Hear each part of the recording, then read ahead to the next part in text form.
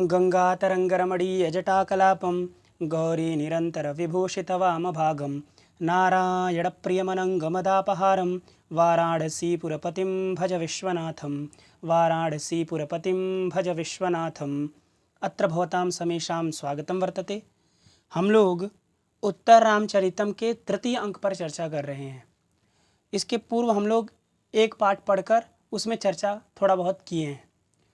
तो हमने पीछे के पाठ में ये जो प्रथम श्लोक है, इस प्रथम श्लोक तक हम लोग चर्चा कर लिए थे। ठीक है, तो पीछे के पाठ में हमने देखा था कि तृतीय अंक में दो नदियों का प्रवेश होता है कि नहीं। देखिए लिखा साफ साफ, ततः प्रविशति नदी द्वयम, तो दो नदियों का प्रवेश होता है। तो उस दोनों नदी में जो एका नदी है जिसका नाम है तमसा, अब ये ध्यान रख लीजिए आप, एका नदी का क्या नाम है? तमसा। तो यदि ऐसा प्रश्न आता है कि उत्तर रामचरितम के तृतीय अंक को बोलना किसने प्रारंभ किया, तो आपको उसमें ध्यान रखना है तमसा ने बोलना प्रारंभ किया, क्योंकि एका कौन है? तमसा है। तो तमसा ने कहा कि मुरली तुम इतनी परेशान क्यों हो? दूसरी नदी जो बगल में थी उसका नाम था मुरला। तो तमसा ने मुरला से पूछा कि तुम क्यों इतनी परेशान हो, तुम क्यों इतनी घबराई हुई हो, कोई बात है? तो मुरला ने फिर कहा था कि मैं क्यों यहाँ पर आई हूँ। तो उसने कहा था कि सखी तमसे, मैं जो अगस्त्य ऋषि की पत्नी लोपामुद्रा है, ऐसे लोपामुद्रा के द्वारा मैं भेजी गई हूँ। गोदावरी नदी से कुछ कहने के लिए मैं भेजी गई हूँ। जाना से वह तुम जानती ही हो, यथा जब से वधु का परित्याग हुआ है श्री राम जी से, तब से प्रभृति मन लेकर के वो हमेशा राम का जो करुण रस है, वो करुण रस पुटपाक के सदृश हो गया है और वो अंदर से इतना इतना दुखी है, इतने कष्ट में है, लेकिन बाहर से बिल्कुल भी प्रतीत नहीं होता कि वो कष्ट में भी हैं। तो ऐसे राम का जो कष्ट है, उस कष्ट, और कष्ट कैसा है तो उसके लिए कहे थे कि अनिर्भिन्न, माने बाहर से न दिखने वाला, बहि अप्रकाशितः जो करुणो रसः, और अंतर गूढ़ घन व्यथा, अंतर माने भीतर, गूढ़ माने छिपी हुई है, घनी माने बहुत गहरी, व्यथा माने व्यथा, जिसके ऐसे श्री राम जी का जो करुण रस है वह करुण रस हो गया था। और सबका कारण है गंभीरत्वाद, क्योंकि राम जी अत्यंत गंभीर हैं, अत्यंत धैर्यवान पुरुष हैं, इसलिए उनका जो करुण रस है, उनका जो शोक है, वो शोक बाहर प्रतीत नहीं होता था, लेकिन अंदर से श्री राम जी बहुत दुखी थे, दुखी हैं।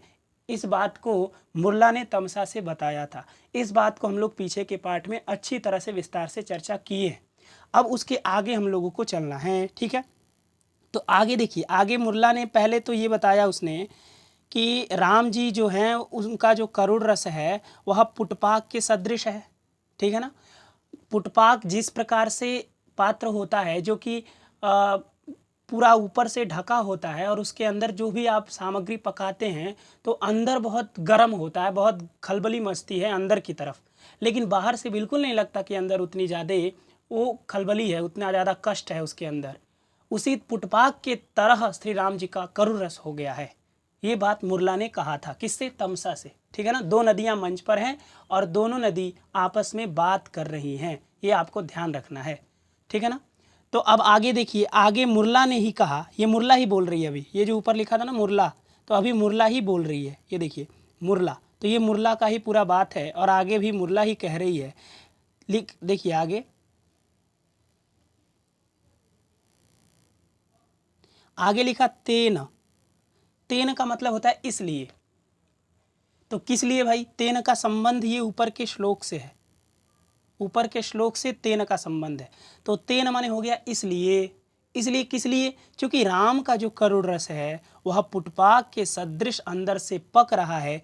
इस कारण से क्या हो गया भाई? इस कारण से रामभद्र, जो रामभद्र हैं, रामभद्र माने श्री राम जी, भद्र का अर्थ होता है कल्याण, भद्र माने होता है कल्याण, और राम माने राम।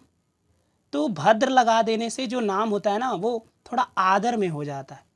थोड़ा किसी को आप आदर देना चाहते हैं तो आप श्री लगा देते हैं, अथवा श्रीमान लगा देते हैं, अथवा वहाँ में भद्र जोड़ देते हैं, है कि नहीं, अथवा वर लगा देते, जैसे हम श्रीवर अथवा मुनिवर अथवा रामवर इस तरह से कह देते हैं। सियावर रामचंद्र की जय हम कहते हैं ना। तो उसी तरह भद्र शब्द लगा देने से कोई नाम जो है वो आदर अर्थ में हो जाता है। तो राम भद्र, भद्र माने हो गया कल्याण और राम माने राम, मतलब जो सबका कल्याण करते हैं, ऐसे जो राम, तो रामभद्र माने राम जी, ठीक है ना, कल्याण करने वाले राम जी। तेना इस कारण से, कारण क्या है, क्योंकि राम जी जो है वह करुण रस में भरे पड़े हैं, उनके अंदर दुख ही दुख भरा पड़ा है। इस कारण से रामभद्र जो हैं वह परीक्षीण हो गए, बहुत दुबले हो गए, बहुत पतले हो गए। बात समझ में आ गई कि तेना इस कारण से रामभद्र परीक्षीण, अत्यंत दुबले पतले हो गए हैं, परीक्षीण हो गए हैं, ठीक है ना। और क्या, और बता रहे, और भी कारण बता रहे कि और क्या कारण है। एक कारण ये है कि राम जी जो है उनका करुण रस जो है वह करुण रस पुटपाक की तरह हो गया है। इसका मतलब अंदर से बहुत वो कष्ट में है। अब जब व्यक्ति कोई अंदर से कष्ट में रहता है, किसी के विरह की दुख में रहता है, तो निश्चित रूप से वो पतला हो जाएगा, निश्चित रूप से उसकी जो सारी अंग भंगिमाएँ हैं वो सब पतली हो जाएंगी, थोड़ा सा उसका चेहरा पीला पड़ जाएगा, थोड़ा सा दुख में रहने लगेगा, थोड़ा सा उदास रहेगा, इस तरह का उसका चेहरा लगने लगता है और इस कारण से वो ऑटोमेटिकली पतला हो जाता है। तो यहाँ राम जी भी क्या हो गए, पतले हो गए। क्या कारण है, सीता, उनसे विरह हो गया सीता का।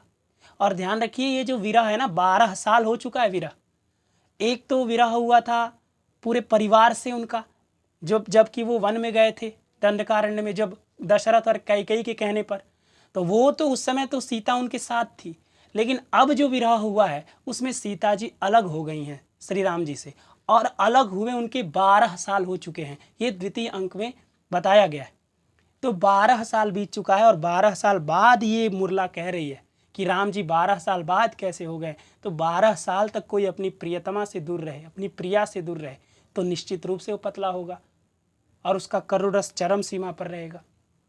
तो राम जी का भी वही हाल है, ठीक है ना। तो रामभद्र तेना इस कारण से रामभद्र जो है वो अत्यंत परीक्षीण, ठीक है ना, परीक्षीण हो गए। और क्या हो गया, तथाविध, च माने होता है और, ठीक है ना। तो तेना इसलिए, और कह रहे हैं तथाविध, तथाविध माने होता है वैसे, तथाविध माने हो गया वैसे। तो वैसे जो इष्टजन है, वैसे जो इष्टजन है सीता के जैसे, तथाविध माने हो गया सीता, और इष्टजन, इष्ट कौन है भाई, राम जी का इष्ट कौन है, सीता है, और जन माने लोग, तो इष्टजन कौन है, सीता है। तो तथाविध इष्टजन है कि नहीं, तथाविध इष्टजन, यहाँ पर गुण हो गया तो तथाविधेष्टजन ऐसा लिख दिया है। तो तथाविध इष्टजन अर्थात वैसे इष्टजन, सीता के जैसे जो इष्टजन हैं राम जी के, ऐसे इष्टजन के कष्ट में, इष्टजन कष्ट माने सीता के जैसे इष्टजन के कष्ट में, विनिपातः, विनिपातः का मतलब होता है गिरने से, गिरने के कारण। विनिपातः माने होता है गिरना, वि उपसर्ग है, नी उपसर्ग है, और पतलरी पतने धातु है। तो पतन अर्थ में, पतन माने गिरना होता है। तो विनिपातः माने गिरने के कारण, कहाँ गिर गए हैं, तो इष्टजन के कष्ट में गिर गए हैं। कौन, रामभद्र, रामभद्र कहाँ गिर गए हैं, तो इष्टजन जो सीता, उनके कष्ट, उनके कष्ट में विनिपातः गिर गए हैं। और इस कारण से जन्म माने उत्पन्न हो गया है, जन्म ले लिया है। क्या जन्म लिया है भाई, तो दीर्घ शोक रूपी संतान, संतान उत्पन्न हुआ है। लेकिन कैसा संतान, तो बोले शोक रूपी जो संतान, शोक और संतान में रूपक अलंकार है, शोकः एव संतान, शोक ही संतान है। तो जब आप किसी अपने इष्टजन के कष्ट में गिरेंगे, जब आप अपने इष्टजन के कष्ट में गिरेंगे, तो उससे क्या उत्पन्न होगा, उससे क्या जन्म लेगा, उससे तो शोक ही जन्म लेगा, दुख ही जन्म लेगा। तो इसलिए लिखिए शोक संतान, शोक रूपी संतान के जन्म लेने के कारण, इसमें भी तृतीया लगा, तो शोक संतान है ना। और वो शोक संतान कैसा है, बड़ा दीर्घ है, बहुत बड़ा है। अब बताइए 12 साल कोई छोटा शोक संतान है क्या, 12 साल का जो शोक है श्री राम और सीता जी का अलग होने का, ये छोटा मोटा शोक है। अरे भाई कोई अगर 1 महीना दूर रह जाता है, उसी से कितना शोक उत्पन्न हो जाता है। अब यहाँ पर 12 साल का वियोग हो चुका है श्री राम जी से, इसलिए ये जो शोक रूपी संतान है बहुत दीर्घ है, बहुत बड़ा है। बात समझ में आ गई।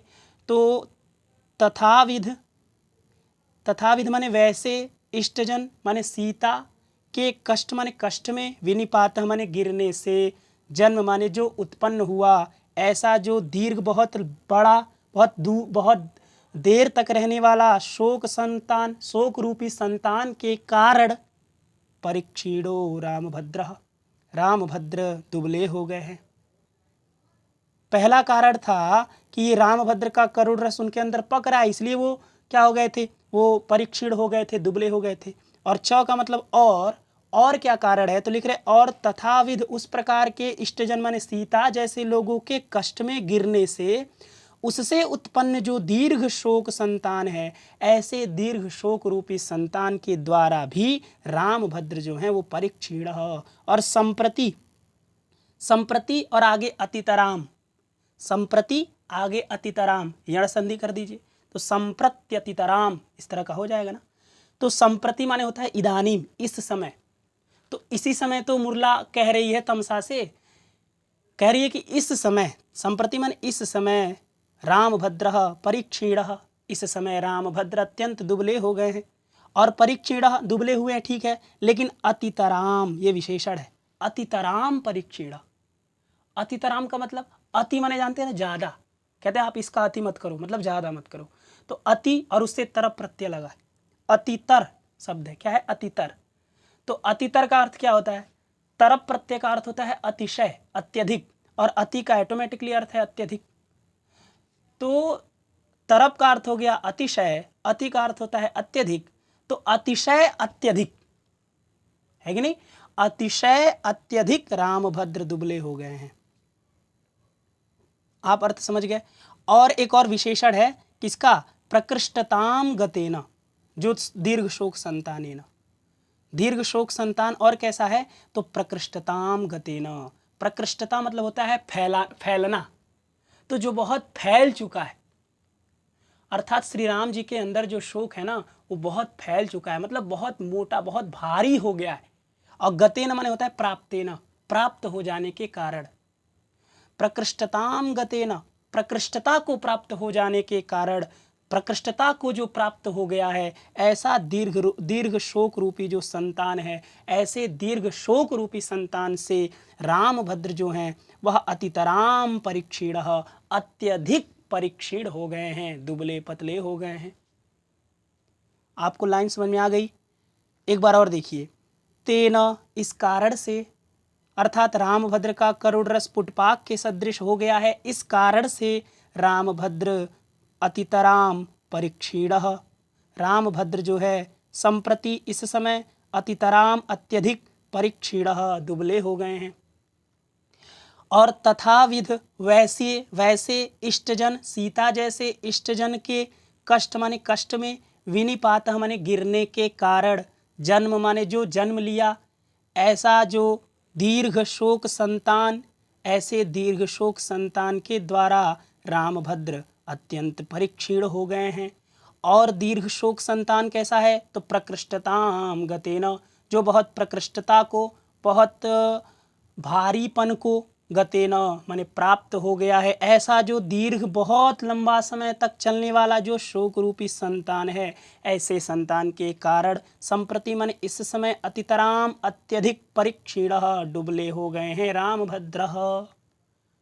रामभद्र की दशा बता रही है मुरला कि रामभद्र इस समय कैसे हो गए हैं।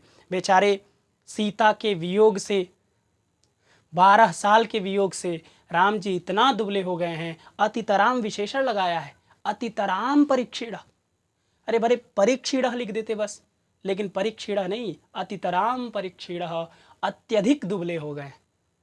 ठीक है ना। आगे देखिए, आगे लिखे तम अवलोक्य, तम अवलोक्य, तम म हलंत है उसमें अ बचा है तो अवलोक्य उधर होगा, इधर तम रहेगा। तम कहाँ का रूप है, तो सह तौते तम बनता है ना, तद शब्द का द्वितीय एक वचन में। तो तम माने हो गया कर्म, तो कर्ता ने कर्म को, तम माने उसको, उसको किसको, तो रामभद्र को। रामभद्र अन्वित होगा क्योंकि जो सर्वनाम शब्द होते हैं वो प्रायः पूर्व के परामर्शक होते हैं। तो तद ये सर्वनाम है। सर्वनाम क्यों है, क्योंकि सर्वादिगण में इसका पाठ है, जिसका सर्वादिगण में पाठ होता है वो सर्वनाम संज्ञक होते हैं। सर्वाधीनी सर्वनामानी सूत्र है। तो इसलिए सर्वनाम है, इसलिए पूर्व का परामर्शक होता है। तो पूर्व में क्या है, रामभद्र है, इसलिए तम से किसका बोध होगा, रामभद्र का बोध होगा। तो तम माने रामभद्रम, अर्थात रामभद्र को अवलोक्य देख करके, तम अवलोक्य रामभद्र को देख करके, मैं हृदयम मेरा हृदय, तम अवलोक्य अर्थात राम जी को देख करके, मैं हृदयम मेरा हृदय। और कैसा है हृदय, हृदय का एक विशेषण है कुसुम समबंधनम हृदयम। कुसुम माने पुष्प, सम माने समान, और बंधनम माने बधा हुआ है जो मेरा हृदय, अर्थात पुष्प की तरह बधा हुआ मेरा हृदय। फूल जैसे दंड में, डंठल में बधा होता है, जितनी कोमलता से बधा होता है, जैसे आप डंठल होता है ना, मृणाल जिसको कहते हैं, जिसको बिस कहते हैं, सब उसका नाम है। तो जो डंठल होता है, जो दंड होता है किसी भी पुष्प का, और उसमें लगा हुआ जो पुष्प होता है वो कितनी आसानी से टूट जाता है उस डंठल से। तो कुसुम के समान मेरा भी हृदय बधा हुआ था, है कि नहीं। मेरा हृदय जो है वो हमारे शरीर से अथवा हमारे अंदर वाले अंग से एकदम फूल की तरह बधा हुआ है, और ऐसे फूल की तरह बधा हुआ मेरा जो हृदय है वह हृदय कंपितम इव, कांप सा गया, कांप गया मेरा हृदय पूरा। तम अवलोक्य उनको देख करके, श्री राम को जब मैंने उस अवस्था में देखा, इतने दुबले पतले श्री राम हो गए हैं सीता के वियोग के कारण कि उनको देखते ही मेरा कुसुम के समान बधा हुआ जो मेरा हृदय है, ऐसा हृदय कंपितम इव, कांप सा गया। बात समझ में आ गई। उसके बाद देखिए, ये मुरला तमसा को कहानी बता रही है, आप ध्यान रखिएगा इस बात का, ठीक है ना। तो आगे देखिए, आगे कहती है अधुना, अधुना माने होता है इस समय, अधुना संप्रति इदानीम सांप्रतम तथा, इस तरह करके अमरकोश में आता है। ये सब पर्यायवाची शब्द है। संप्रति का भी मतलब होता है इस समय, इदानीम का मतलब भी इस समय, अधुना का मतलब भी इस समय, सांप्रतम का मतलब भी इस समय, ये सब पर्यायवाची शब्द है, ठीक है ना। तो अधुना का मतलब हो गया इस समय, इस समय, च माने और, तो और का अन्वय यहाँ करिएगा कि तम अवलोक्य उनको देख करके, कुसुम समबंधनम में हृदयम कुसुम के समान बधा हुआ जो मेरा हृदय है वह हृदय कंपितम इव, मानो कांप सा गया, हिल गया एकदम। च और, च माने और, अधुना इस समय, अब इस समय वर्तमान की कहानी बता रही है, ठीक है ना। अभी तक भूत की कहानी बता रही थी, मतलब बीता हुआ कहानी बता रही थी। ध्यान रखिएगा, ये विष्कंभक चल रहा है, विष्कंभक चल रहा है। विष्कंभक का मतलब आप जानते हैं क्या होता है, अभी आगे आएगा इति शुद्ध विष्कंभक, उस समय हम शुद्ध विष्कंभक को आपको अच्छे से समझाएंगे। लेकिन अभी ध्यान रखिए, ये विष्कंभक चल रहा है, और विष्कंभक का मतलब होता है जो भूत की भी सूचना दे और जो भविष्य की भी सूचना दे, उसी को विष्कंभक कहते हैं। तो यहाँ पर अभी तक तो उसने भूत की सूचना दिया, भूत माने पास्ट, बीता हुआ। तो अभी तक बीता हुआ तो सूचना दे रही थी कि राम करुण रस में हैं बहुत, और राम अत्यंत दुबले हो गए हैं, तो ये सब तो भूत की ही सूचना है। अब अधुना इस समय, इस समय, ठीक है ना, क्योंकि इस समय वो कहाँ है, दंडकारण्य में। क्यों है, शंभूक नामक शूद्र का वध करने के लिए आए हुए हैं और वध कर चुके हैं।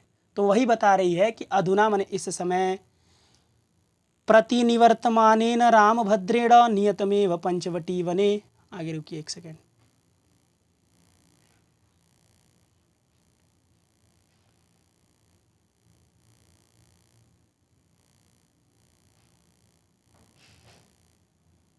हाँ देखिए, अधुना च और इस समय, प्रतिनिवर्तमानेन रामभद्रेण नियतमेव पंचवटी वने वधू सह निवास विश्रम्भ साक्षिणः प्रदेशाः द्रष्टव्याः। अब ये मुरला कह रही है कि अभी तक तो श्री राम जी जो हैं वह अत्यंत दुबले हो गए हैं और उनको देख करके मेरा हृदय जो है अत्यंत कांप गया है। लेकिन इस समय रामभद्रेण, रामभद्र के द्वारा, रामभद्र के द्वारा, रामभद्रेण में तृतीया है ना, तो रामभद्र के द्वारा अर्थात श्री रामचंद्र जी के द्वारा, और श्री रामचंद्र जी कैसे हैं, तो प्रतिनिवर्तमानेन, प्रतिनिवर्तमान जो हैं अर्थात लौट रहे जो रामभद्र, प्रतिनिवर्तमान माने होता है लौटना, है कि नहीं। तो प्रतिनिवर्तमान शब्द है, उसका तृतीयांश बनेगा प्रतिनिवर्तमानेन। इसमें शानच प्रत्यय ध्यान रखिए। तो लौट रहे ये अर्थ करेंगे, क्योंकि कंटिन्यूअस अर्थ में होता है शानच प्रत्यय। तो प्रतिनिवर्तमानेन का क्या अर्थ हुआ? लौट रहे, वापस लौट रहे। रामभद्रेण, रामभद्र के द्वारा। कहाँ से वापस लौट रहे? दंडकारण्य से। क्यों? क्योंकि चूंकि अब जिस काम के लिए वो आए थे शूद्रक का वध करने के लिए, उन्होंने वध कर दिया। अब वो लौट रहे हैं कहाँ? अयोध्या के लिए।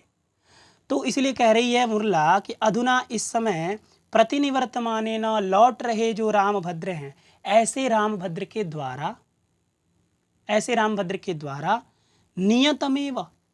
नियतमेव का मतलब होता है निश्चित ही। नियतम माने निश्चितम और एव माने होता है ही। तो नियतमेव माने निश्चित ही। तो अधुना इस समय प्रतिनिवर्तमानेन, लौट रहे जो रामभद्र हैं, ऐसे रामभद्र के द्वारा नियतमेव, निश्चित ही। निश्चित ही, क्या निश्चित ही भाई? तो आगे थोड़ा देखिए। नियतमेव प्रदेशाः द्रष्टव्याः, प्रदेश देखे जाने हैं, प्रदेश देखे जाएंगे। प्रदेशाः द्रष्टव्याः, प्रदेश देखे जाएंगे। किसके द्वारा? तो ऊपर आपने पढ़ा रामभद्रेण, रामभद्र के द्वारा। तो रामभद्र के द्वारा निश्चित रूप से जब वो दंडकारण्य से लौटेंगे तो प्रदेश को देखेंगे। और कैसा प्रदेश? तो ऊपर देखिए लिखा पंचवटी वने।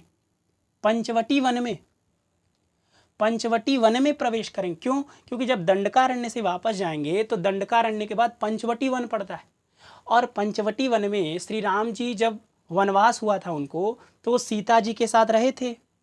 तो सीता जी के साथ चूंकि रहे थे, अब इस समय सीता जी उनके साथ नहीं है।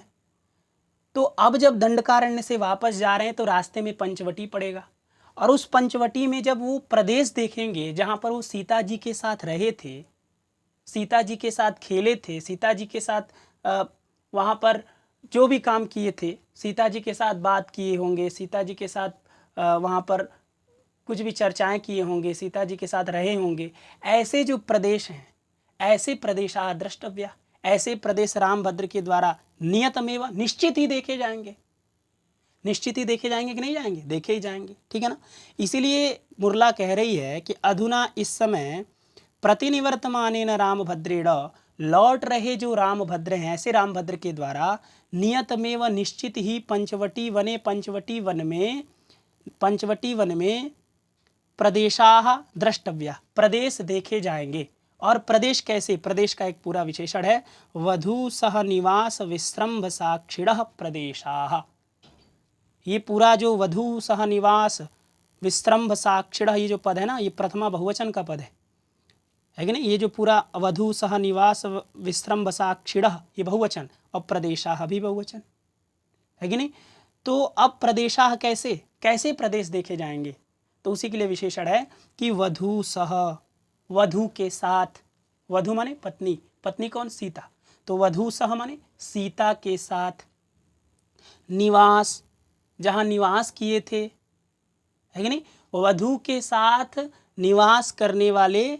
और कैसे? तो विश्रम्भ साक्षिणः, विश्रम्भ का मतलब होता है पूरे विश्वास के साथ जो साक्षी हैं। वधू के साथ निवास करने के साक्षी कौन हैं? तो प्रदेश हैं। वो प्रदेश साक्षी हैं कि श्री राम जी और सीता जी यहाँ एक साथ निवास किए थे। तो ऐसे प्रदेश देखे जाएंगे जो वधू के साथ निवास करने के विश्रम्भ माने पूरे विश्वास के साथ, पूरे कॉन्फिडेंस के साथ जो साक्षी हैं, जो गवाह हैं कि तुम वो प्रदेश गवाही दे रहे हैं कि तुम यहाँ पर श्री सीता जी के साथ रहे हो। ऐसे विश्वास, विश्रम्भ माने हो गया विश्वास, और ऐसे विश्वास के जो साक्षी हैं, जो गवाह हैं, ऐसे प्रदेशाः द्रष्टव्या, ऐसे प्रदेश तुम्हारे द्वारा देखे जाएंगे। माने रामभद्र के द्वारा देखे जाएंगे। बात समझ में आ गई? यहाँ पर मुरला बता रही है तमसा से कि इस समय जो रामभद्र हैं, इस समय जो रामभद्र हैं, अधुना च प्रतिनिवर्तमानेन रामभद्रेण, अर्थात लौट रहे जो श्री रामभद्र हैं, ऐसे रामभद्र के द्वारा नियतमेव, निश्चित ही पंचवटी वने, पंचवटी वन में वधू के साथ निवास करने वाले वधू के साथ निवास करने के जो विश्रम्भ पूरे विश्वास के साथ जो साक्षी जो गवाही दे रहे हैं कि तुम यहाँ कि रामभद्र यहाँ अपने पत्नी के साथ निवास किए थे, ऐसे गवाही देने वाले, ऐसे जो साक्षी प्रदेश हैं जो गवाही दे रहे हैं, ऐसे जो प्रदेश हैं वह प्रदेशाः द्रष्टव्याः, वह प्रदेश देखे जाएंगे। ठीक है ना, ठीक है, देखे जाएंगे। आगे क्या देखे जाएंगे? देखे जाएंगे रामभद्र जब वापस जाएंगे दंडकारण्य से तो निश्चित है उस प्रदेश को देखेंगे, क्योंकि सामने रास्ते में पंचवटी भी पड़ता है। जब पंचवटी में आप जाएंगे तो आप देखेंगे इसी वृक्ष के नीचे मैं सीता के साथ बैठा करता था, इसी नदी के किनारे सीता के साथ बैठ करके वार्ता किया करता था, यहीं पर सीता के साथ आखेटक क्रीड़ा करता था। ये सब बातें तो याद आएंगी ही आएंगी। जब आएंगी तो राम को दुख होगा कि नहीं होगा? क्योंकि राम जी इस समय सीता से विरहित है, सीता से अलग है तो दुख होगा।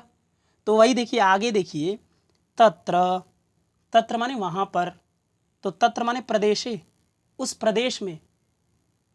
किस प्रदेश में? पंचवटी वन के उस प्रदेश में जहां श्री राम जी सीता जी के साथ निवास किए थे, है कि नहीं? तो श्री राम जी सीता जी के साथ निवास किए थे, उसके जो गवाही देने वाले जो प्रदेश हैं, ऐसे प्रदेश में, तत्र सप्तमी है तो तत्र माने हो गया प्रदेशे, उस प्रदेश में। ठीक है ना, उस प्रदेश में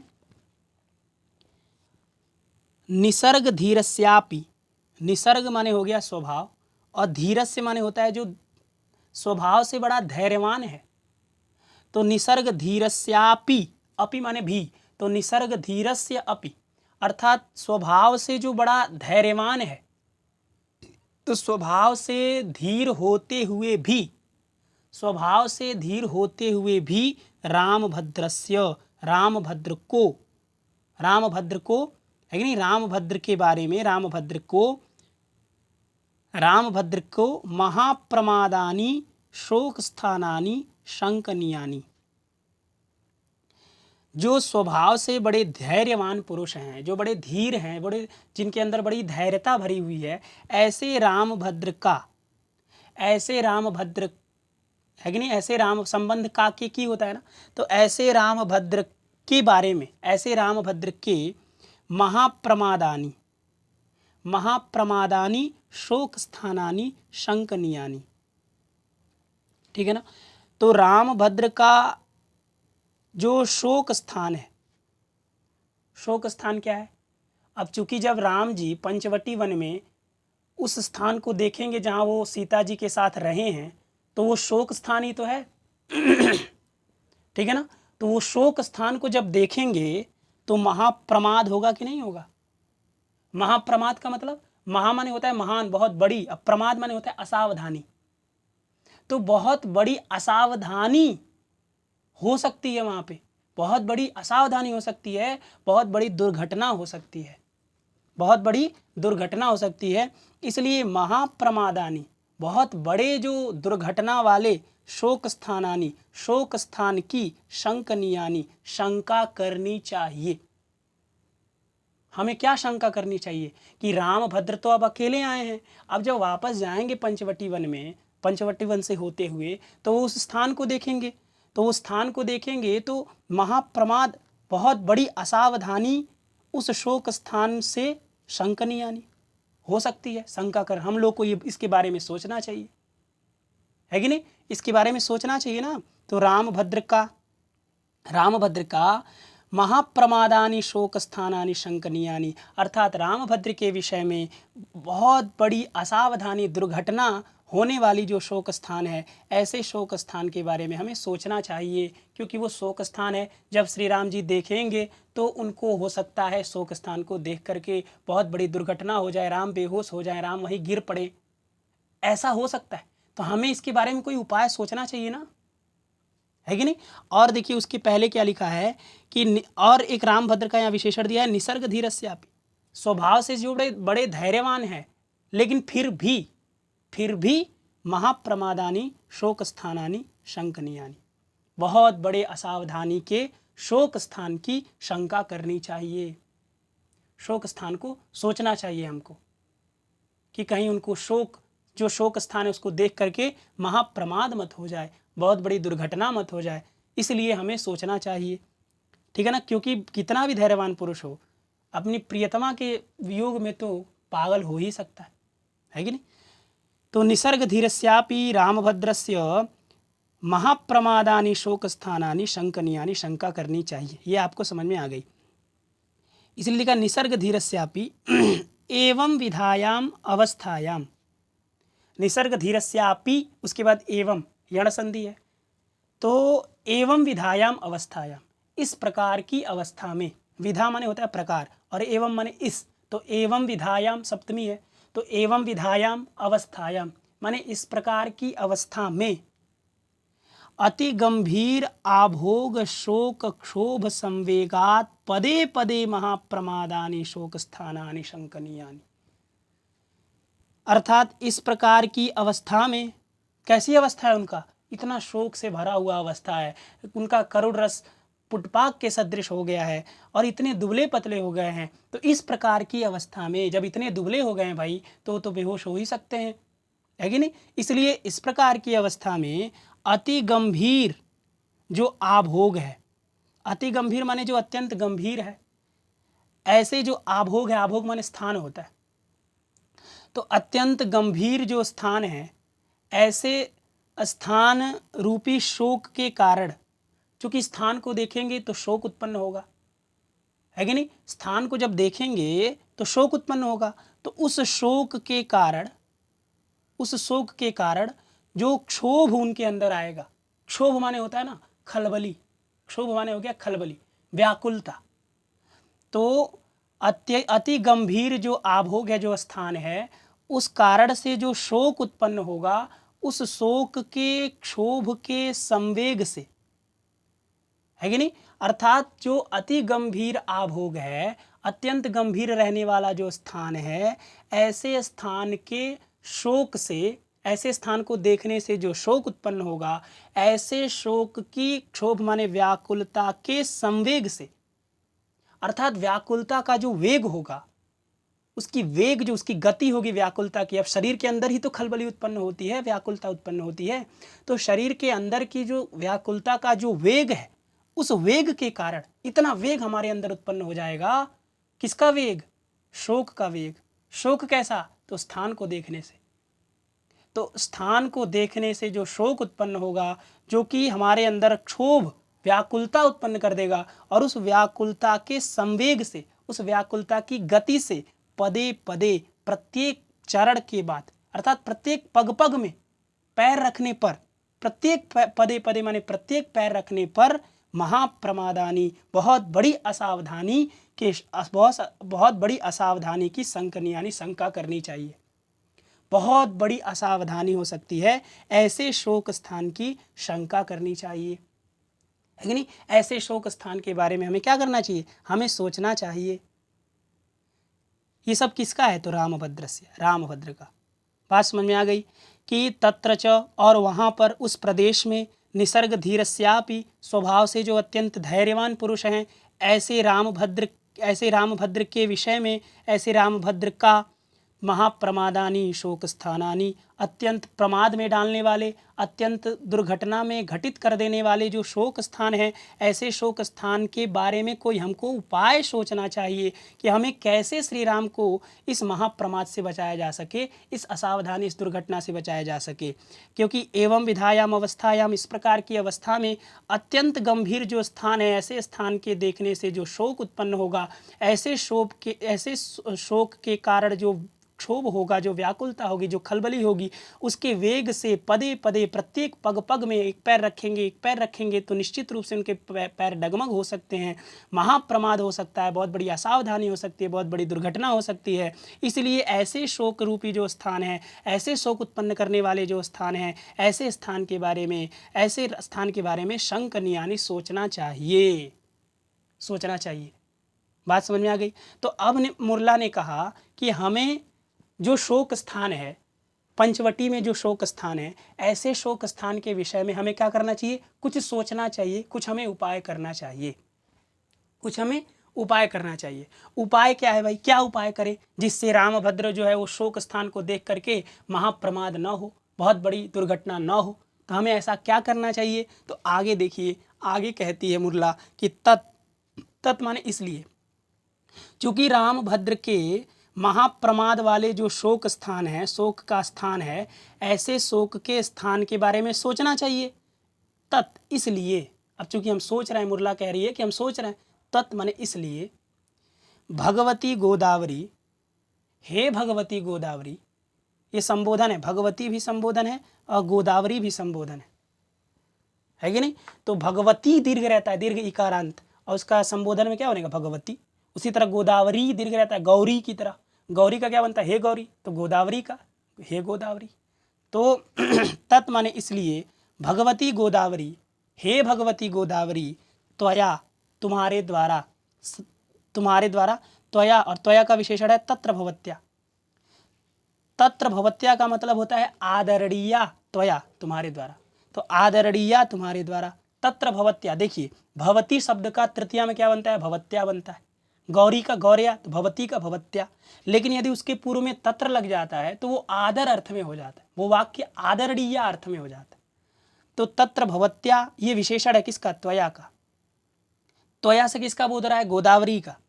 तो त्वया बराबर गोदावर्या, है कि नहीं? तो त्वया माने गोदावर्या, गोदावरी के द्वारा, तुम्हारे द्वारा, और तुम कैसी हो? तो तत्र भवत्या, बड़ी आदरणीय हो। तो ऐसे आदरणीय तुम्हारे द्वारा सावधानया भवितव्यम, सावधान हो जाना चाहिए। भवितव्यम माने होता है होना चाहिए, क्योंकि भू धातु से तव्यत प्रत्यय, और तव्यत प्रत्यय चाहिए अर्थ में होता है, और वो भी किस में होता है? कर्म में होता है और भाव में होता है। तो कर्म और भाव अर्थ में होगा, तो जब कर्म और भाव में होगा तो कर्ता अनुक्त होगा, तो अनुक्त कर्ता त्वया है, इसलिए उसमें तृतीया है। तो त्वया तत्र भवत्या, आदरणीय तुम्हारे द्वारा, सावधानया भवितव्यम, सावधान हो जाना चाहिए। तो यहाँ पर मुरला जो है वो गोदावरी नदी को संबोधित करके कह रही है कि तुम्हें सावधान हो जाना चाहिए। अब गोदावरी नदी को क्यों कह रही है भाई? ध्यान रखिए, तमसा और मुरला नदी हैं, तो जब नदी है तो दूसरी नदी उनकी सहेली होगी ना, उनकी सखी ही होगी। तो गोदावरी उनकी मित्र है, उनकी सखी है, इसलिए एक सखी दूसरे सखी से कह रही है कि हे गोदावरी, हे भगवती गोदावरी, तुम क्या हो जाओ? तुमको आदरणीय तुम्हारे द्वारा सावधान हो जाना चाहिए, तुम्हें सावधान हो जाना चाहिए। अब ध्यान रखिए, गोदावरी नदी जो है पंचवटी के पास बहती है, और वाल्मीकि के आश्रम के पास से गंगा नदी निकलती है, ठीक है ना? तो अब क्या कर सकती है भाई गोदावरी? क्यों गोदावरी नदी को आप कह रहे हैं कि सावधान हो जाना चाहिए? गोदावरी नदी क्या करेगी? रामभद्र जो है, जब महाप्रमाद होगा, बहुत बड़ी दुर्घटना होगी, मूर्छा होंगे, बेहोश होंगे, तो फिर नदी क्या कर सकती है? उसमें नदी क्या करेगी? तो उस बात को इस श्लोक में मुरला कहती है कि तुम्हें सावधान हो जाना चाहिए, और सावधान होकर के तुम्हें क्या करना चाहिए, उस बात को इस श्लोक में मुरला कहती है। किसको कह रही है? ध्यान रखिए, गोदावरी नदी को कह रही है कि नहीं? क्योंकि यहाँ संबोधन क्या की है? भगवती गोदावरी। इसका मतलब ये श्लोक गोदावरी नदी को कह रही है। कौन कह रही है? कौन कह रही है? तो मुरला कह रही है, ठीक है ना? और उनको सावधान कर रही है। मुरला गोदावरी नदी को सावधान करते हुए कह रही है कि तुम्हें क्या करना चाहिए। तो ये शालिनी छंद में लिखा गया है, ये देखिए लिखा है शालिनी, है कि नहीं? शालिनी छंद में। तो शालिनी छंद का लक्षण आप जानते हैं ना, क्या होता है? मत्तौ, मत्तौ गौचेत शालिनी वेदलोकई। इसके प्रत्येक चरण में 11 अक्षर होते हैं, प्रत्येक चरण में 11 अक्षर होंगे, और इसका जो यति होगा, मतलब जो विराम होगा, वो वेद, वेद माने 4, और उसके बाद लोक, लोक माने 7, अर्थात पहला जो यति होगा वो 4 अक्षरों पर होगा, दूसरा जो यति होगा वो 7 अक्षरों पर होगा, और कुल मिला के 11 होते एक पाद में, मतलब 11 11 11 11 44, मतलब कुल इस श्लोक में 44 कितने होते हैं? 44 अक्षर होते हैं, ठीक है ना? तो चलिए देखते हैं इस श्लोक को। विचिवातैः शीकरक्षोदशीतैः आकर्षद्भिः पद्मकिञ्जल्कगन्धान् मोहे मोहे रामभद्रस्य जीवं स्वैरं स्वैरं प्रेरितैस्तर्पयेति स्वैरं स्वैरं प्रेरितैस्तर्पयेति वीचिवातैः शीकरक्षोदशीतैः आकर्षद्भिः पद्मकिञ्जल्कगन्धान् मोहे मोहे रामभद्रस्य जीवं स्वैरं स्वैरं प्रेरितैस्तर्पयेति। ठीक है, तो इसमें शालिनी नाम का छंद है, लक्षण भी आप जान ही गए। तो इसमें मुरला जो है वो गोदावरी नदी को संबोधित करते हुए कह रही है कि हे भगवती गोदावरी, तुम्हें सावधान हो जाना चाहिए, क्योंकि श्री राम जी पंचवटी में आ रहे हैं, महान प्रमाद हो सकता है, बहुत बड़ी दुर्घटना हो सकती है, इसलिए आपको सावधान हो जाना चाहिए। सावधान होकर करना क्या चाहिए? तो स्वैरम स्वैरम, स्वैरम माने होता है मंदम, और एक और स्वैरम है मतलब मंदम मंदम। स्वैरम स्वैरम माने मंदम मंदम, अर्थात मंद मंद वायु से, मंद मंद मंद मंद मंद मंद वायु से प्रेरितैः, प्रेरित की गई, मंद मंद मंद मंद वायु से, मंद मंद हवा से प्रेरितैः, प्रेरित की गई। प्रेरित की गई मतलब हवा के द्वारा चलाई गई, हवा के द्वारा प्रेरित की गई, चलाई गई। क्या चलाई गई? तो वीचिवातैः, वीची माने होता है तरंग, और वात माने होता है वायु। वीची माने तरंग और वात माने वायु। तो वीची तरंग, वात वायु। तो तरंग से मिली हुई जो वायु, तरंग माने लहर, मतलब एक जो तरंग आता है ना, आप जल में देखते हैं तरंग आता है, लहर जिसको कहते हैं। लहर अलग होता है, तरंग अलग होता है, लेकिन तरंग लहर में थोड़ी सी समानता होती है। तो ऐसा वायु चलाना, गोदावरी नदी से कह रही है मुरला जी कि ऐसे वायु के द्वारा, ऐसे वायु के द्वारा जो वायु कैसा हो? वीची हो, वीची से निकला हुआ हो, वीची से संबद्ध हो, अर्थात तरंगों से निकली हुई जो वायु, लहरों से उत्पन्न जो वायु, लहरों से उत्पन्न जो वायु, लहरों से मिली हुई जो वायु, लहरों से मिश्रित वायु है कि नहीं?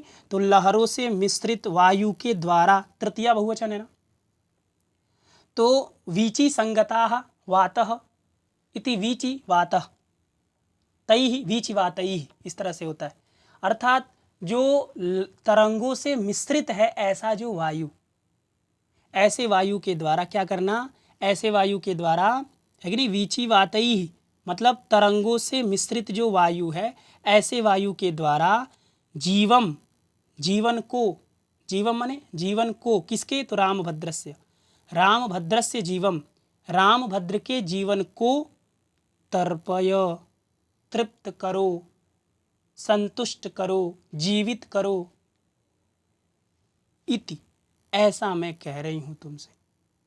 ऐसा मेरा कहना क्या है? मेरा कहना ये है कि जब जब रामभद्र जो है वो मोहे मोहे, मोहित होने पर, मोहित होने पर, मोहे मोहे, जब जब मोहित हो वो, जब जब मूर्छा को प्राप्त हो, जब जब बेहोश हो, तब तब रामभद्र के जीवन को तर्पय, तृप्त करो, संतुष्ट करो, जीवित करो। जब जब वो मूर्छित हो तब तब रामभद्र के जीवन को तुम तर्पय, तुम तृप्त करना, तुम जीवित करना उनको। कैसे जीवित करना? तो वीचिवातैः, अर्थात वीची माने तरंग से मिश्रित जो वायु है, ऐसे वायु के द्वारा। अब देखिए, नदी से जो तरंग, जो वायु उत्पन्न होगा ना, वो कितना शीतल होगा, आप समझ सकते हैं। तो ऐसे वीचिवातैः, और ऐसा नहीं कि एकदम तूफान लेते आना, तूफान ले आओगे तो फिर उड़ जाएंगे राम जी, तूफान नहीं ले आना। स्वैरम स्वैरम प्रेरितैः, जो वीचिवातैः अर्थात मंद मंद गति से प्रेरित की गई जो वायु, धीरे धीरे जो चलाया गया जो तरंगों से मिश्रित जो वायु है, ऐसे वायु के द्वारा रामभद्र के जीवन को तर्पय, तृप्त करना, संतुष्ट करना। और वायु कैसा है, वायु का विशेषण है। बस अब ये श्लोक समाप्त हो गया। बस विशेषण है किसका, वीचिवातई का, कि और वायु कैसा है। तो वायु के लिए और विशेषण है कि शीकरक्षोदशीतैः जो वीचिवातैः, और पद्म किंजल्कगंधान आकर्षद्भिः जो वीचिवातैः।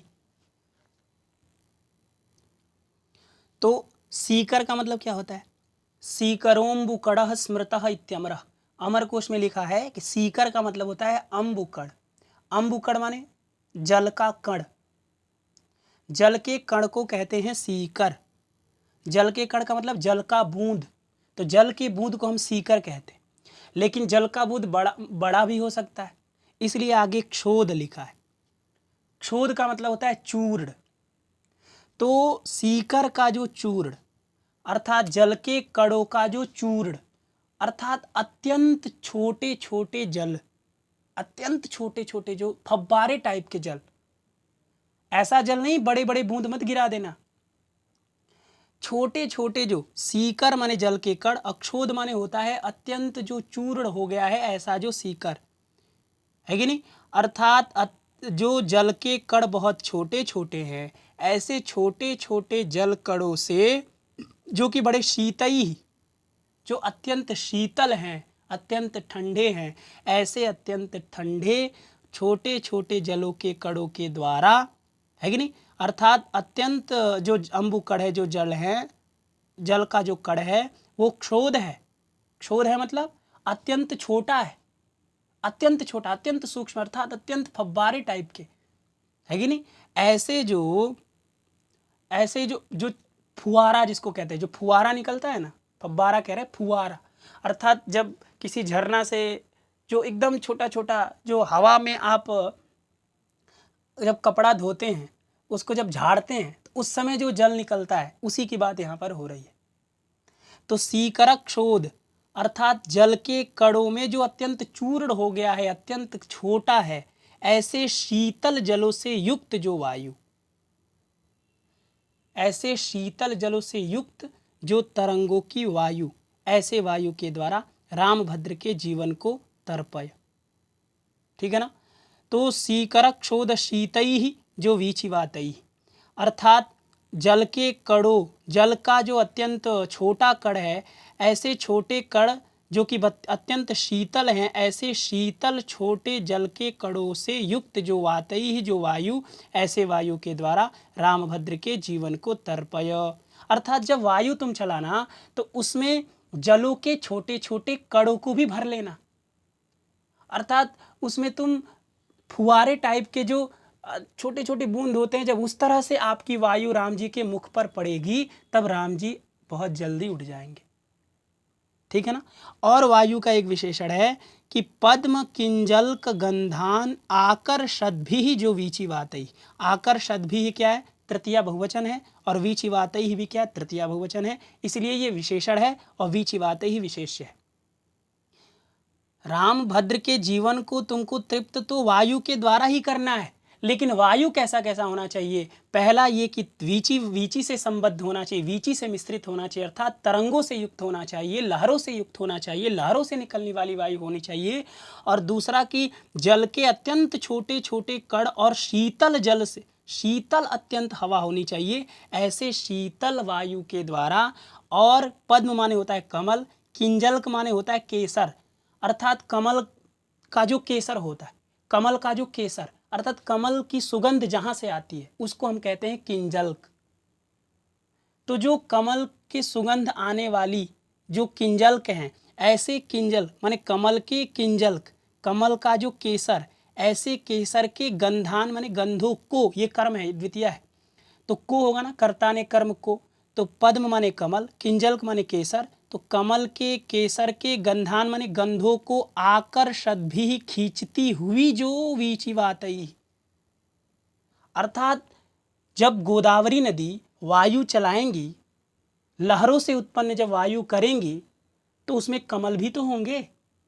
तो मुरला कह रही है कि गोदावरी तुम ऐसा करना कि जो कमल है उनके जो केसर हैं, ऐसे केसरों में जो गंध है, जो सुगंध है, ऐसे सुगंध को खींचती हुई, आकर्षत में क्षत्रिय प्रत्यय है, आंग उपसर्ग है और कृष अपकर्षणी धातु है, उससे क्षत्रिय प्रत्यय। तो एक वचन में बनेगा आकर्षण, उसका तृतीय बहुवचन में बनेगा आकर्षद भी, अर्थात खींचती हुई। क्या खींचती हुई? तो कमल के केसर के गंधों को खींचती हुई जो वीचिवातई, ऐसे वायु के द्वारा रामभद्र के जीवन माने जीवन को तर्पय, तृप्त करना, संतुष्ट करना इति, यही मैं तुमसे कहना चाहती हूँ, यही गोदावरी से मैं कहना चाहती हूँ। मुरला ये उपाय बता रही है कि रामभद्र के जीवन को कैसे बचाया जा सकता है। तो रामभद्र के जब भी मूर्छा होंगे उस समय तो उनके साथ कोई रहेगा नहीं, केवल गोदावरी नदी रहेगी बगल में। तो गोदावरी नदी को संबोधित करके कह रही है कि भगवती गोदावरी मोहे मोहे रामभद्रस्य, रामभद्र के मोहित हो जाने पर, बार बार मोहित हो जाने पर उनके जीवन को तर्पय, तृप्त करना, संतुष्ट करना, जीवित करना उनको बार बार, इति, ऐसा मैं कहना चाहती हूँ। कैसे करना? तो स्वैरम स्वैरम प्रेरितैः, बहुत मंद मंद गति से चलाई गई, प्रेरित की गई जो वीचिवातैः, जो तरंगों से संबद्ध, तरंगों से मिश्रित जो वायु है, ऐसे वायु के द्वारा। क्योंकि वायु यदि तरंगों से मिश्रित नहीं होगा तो वो शीतल नहीं होगा, फिर वो गर्म लूह टाइप का भी हो जाएगा। इसीलिए यहाँ पर कहा जा रहा है वीचिवातैः, और कहा किससे जा रहा है? गोदावरी से। तो गोदावरी जब वायु उत्पन्न करेंगी तब तो वो तो पवन देव आएंगे ना, वायु यदि ऊपर से उत्पन्न करना हो तो। लेकिन गोदावरी को जब कहा जा रहा है तो गोदावरी अपने पास से वायु उत्पन्न करेगी, और अपने पास से तभी उत्पन्न करेगी जब उसमें वो तरंग, वो लहर को तेजी से मारेगी, तब वो वायु उत्पन्न होगा। आपको पता है सबसे मतलब वायु जो है समुद्र के किनारे उठने वाली लहरों से बहुत ज़्यादा आता है। जब इसीलिए जब उसमें भूकंप क्या बोलते हैं उसको, सुनामी जब आता है समुद्र में तो उस समय तूफान भी आता है। क्यों? क्योंकि जब सुनामी आएगा लहर लेके बहुत बड़ा 100 मीटर 50 मीटर, तो उतना ही तेज से वायु भी अपने तरफ सामने मारेगा, और जब सामने मारेगा तो पूरा तूफान आएगा, और वही धीमे धीमे जब लहर चलेगा तो धीमे धीमे वायु जाएगी। इसीलिए गोदावरी को कहा जा रहा है कि वीचिवातैः, अर्थात अपने लहरों से मिश्रित जो वायु, लहरों से उत्पन्न जो वायु, ऐसे वायु के द्वारा रामभद्र के जीवन को तर्पय। और ऐसा नहीं कि तुम एकदम बवंडर ले आना, स्वैरम स्वैरम प्रेरितैः, बहुत मंद मंद गति से प्रेरित की गई, चलाई गई जो लहरों से उत्पन्न वायु है, ऐसे वायु के द्वारा रामभद्र के जीवन को तर्पय। और कैसे वायु? तो सीकर क्षोध शीतैः, अर्थात जल के कणों, छोटे छोटे जल के कणों से अत्यंत शीतल जो वायु, ऐसे वायु के द्वारा। अब जब छोटा छोटा कण जो है, जल का कण जो है, वो उस वायु में मिश्रित हो जाएगा, तब तो वो ऑटोमेटिकली शीतल वायु हो जाएगा, है कि नहीं? इसलिए छोटे छोटे जल के कणों के कारण जो अत्यंत शीतल हो गया है ऐसा जो वायु, क्योंकि जब सीकरक क्षोध रहेगा तो शीतल अपने आप हो जाएगा। जब छोटे छोटे जलों का कण उस वायु में मिल जाएगा तो शीतल तो अपने आप हो जाएगा। इसलिए सीकरक क्षोध के कारण, अर्थात अंबुकण, जल के कण, और वो कैसे? तो क्षोध, अत्यंत छोटे छोटे जल के कणों से जो अत्यंत शीतैः, अत्यंत शीतल हो गया है, ऐसा जो वीचिवातैः, ऐसे वायु के द्वारा। और कैसा वायु? तो पद्म किंजल का गंधान आकर्षद्भिः जो वातैः, कमल के केसर, कमल का जो केसर है, अर्थात कमल का जहाँ से सुगंध आता है, ऐसे किंजल के गंधों को, अर्थात कमल के केसर के गंधों को आकर्षद्भिः, आकर्षित करने वाले, खींचने वाले जो वायु हैं, ऐसे वायु के द्वारा रामभद्रस्य जीवम तर्पय, रामभद्र के जीवन को तृप्त करना। ठीक है ना? तो देखिए, सीकरक क्षोध शीतैः के कारण क्या है? वायु जो है वो शीतल है कि नहीं? और पद्म किंजल का गंधान के कारण क्या है? वो जो वायु है वो सुगंधित है। तो शीतल भी है, सुगंधित भी है कि नहीं? शीतल भी है और सुगंधित भी है, और उसके बाद स्वैरम स्वैरम, बड़े मंद मंद गति से चल रही है। तो ऐसी वायु जब किसी को मिलेगी तो चाहे मरा भी व्यक्ति हो वो भी उड़ जाएगा, है कि नहीं? इस तरह से जो मुरला है वह गोदावरी नदी को सचेत कर रही है, सावधान कर रही है कि आपको सावधान हो जाना चाहिए और आपको क्या क्या करना चाहिए। तो उसको आप इस श्लोक में अच्छे से देख लिए कि क्या क्या गोदावरी को संबोधित करते हुए मुरला कहती है, ठीक है ना। तो वीचिवातैः सीकरक्षोदशीतैः आकर्षद्भिः पद्मकिञ्जल्कगन्धान् मोहे मोहे रामभद्रस्य जीवं स्वैरं स्वैरं प्रेरितैस्तर्पयेति। ठीक है, आज के लिए इतना ही, फिर कल देखेंगे।